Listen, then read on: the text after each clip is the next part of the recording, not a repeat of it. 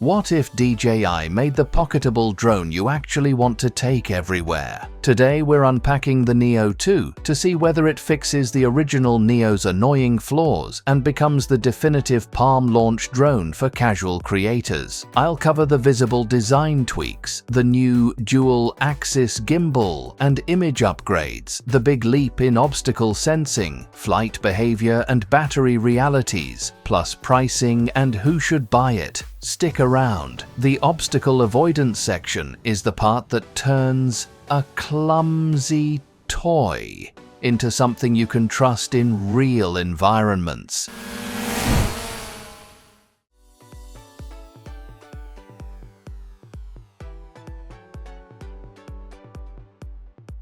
The Neo 2 keeps the familiar Whoop style but feels more considered. It is roughly 151 grams without the transceiver and about 160 grams with it, keeping it under the key registration limit in many countries. DJI trimmed weight, tightened joints, added a small front display, and introduced a rear transceiver pod on certain versions that enables remote controllers and headsets.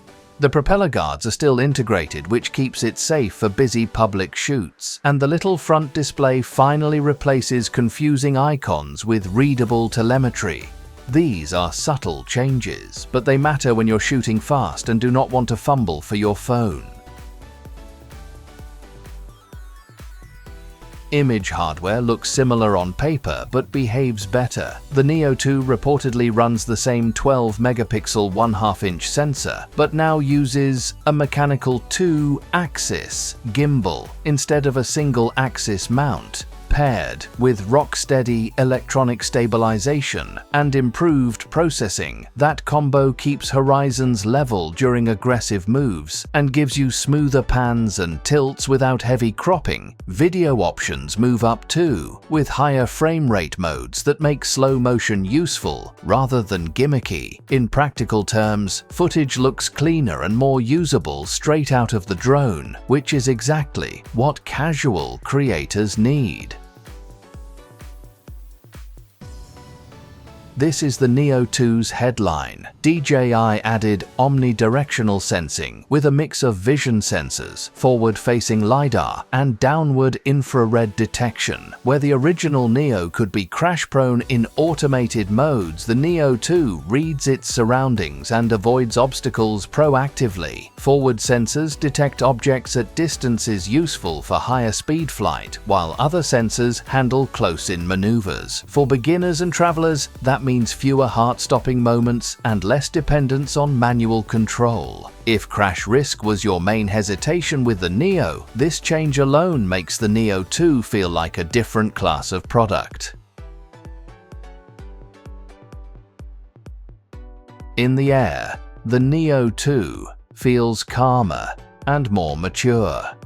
The upgraded motors and tuned flight controller resist wind better and hover with less twitch. You can fly controller-free with the handy front display and 3 side buttons, or bring in the DJI Fly app for more precise inputs, or use an RC controller where available. The optional transceiver expands compatibility with DJI accessories, but is not required for standard operation. Flight time still trends toward short sessions, so multiple batteries remain a sensible purchase. But improved efficiency means more useful airtime per battery than before. The Neo 2 launches in tiered packages: a base drone option, a Fly More combo with extra batteries, and a motion combo that adds a motion controller and immersive headset adapter. The price increased modestly versus the original Neo, but the added dual-axis gimbal, enhanced sensors, doubled onboard storage, and improved telemetry show clear value. For first-time buyers, the base kit looks compelling. For creators who want longer shoots and more control, the Fly More or Motion bundles become attractive. Also note, DJI's regional availability remains selective, which may affect purchase options in some countries. If you want a truly pocketable drone that produces usable cinematic clips and reduces the chance of accidental loss, the Neo 2 is a meaningful upgrade and a solid buy. If you only need quick social clips and already own the original Neo, it is less urgent, though the better stabilization and sensing are tempting. For travelers, vloggers and beginners who value one-handed launches and safer automated shots, this is one of the most sensible, affordable options on the market right now. Which feature would push you to upgrade? The dual-axis gimbal, the omnidirectional avoidance, or the motion bundle extras? Drop your pick in the comments. What if I told you, DJ, I just redefined FPV flying again? Yeah, the Avatar 3 is here, and it's not just an upgrade, it's a full-on evolution. We're talking better image quality, smoother control, longer flight time, and a design that's built to survive your wildest crashes. But hold up, is it actually worth the hype, or is DJI just polishing the same old drone with a new badge? Stick around, because by the end of this video, you'll know exactly where the Avatar 3 stands, and whether it's about to take over the skies.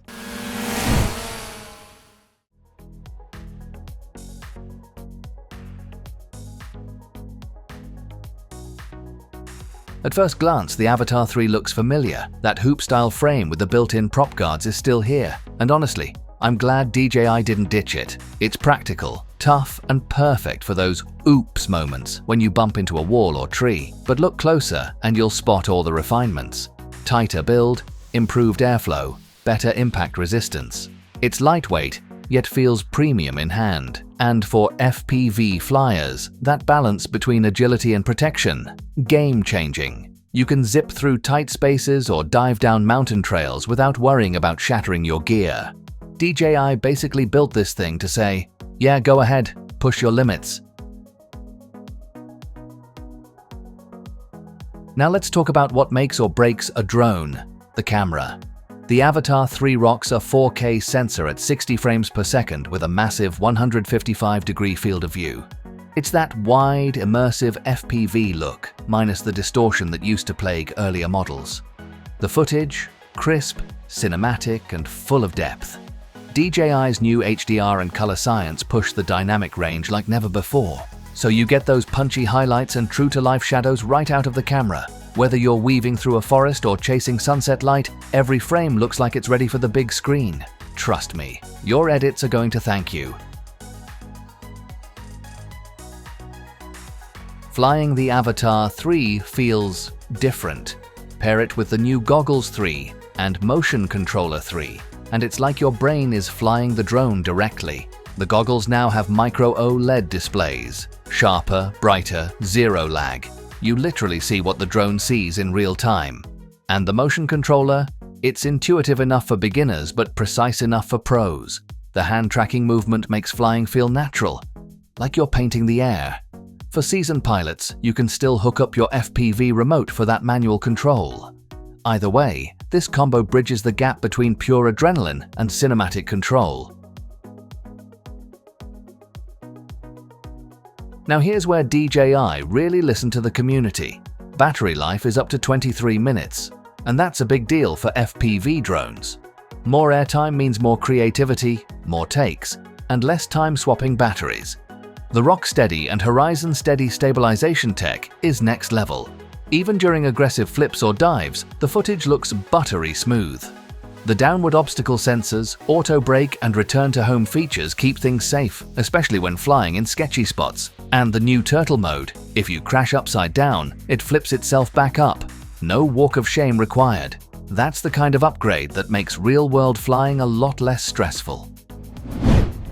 So, here's the bottom line. The DJI Avatar 3 isn't just a refresh, it's DJI's most refined FPV drone yet. The new camera, upgraded goggles, and longer flight time make it feel like a hybrid between cinematic filmmaking and freestyle flight. For creators, this is your go-anywhere, do-anything flying camera. For adrenaline junkies, it's your license to rip through the air with confidence. At around $1,099 for the base kit, it's not cheap, but considering what it delivers, it feels worth every cent.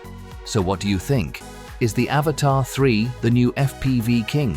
Or do you think DJI is playing it safe? Drop your thoughts down below. I read every comment.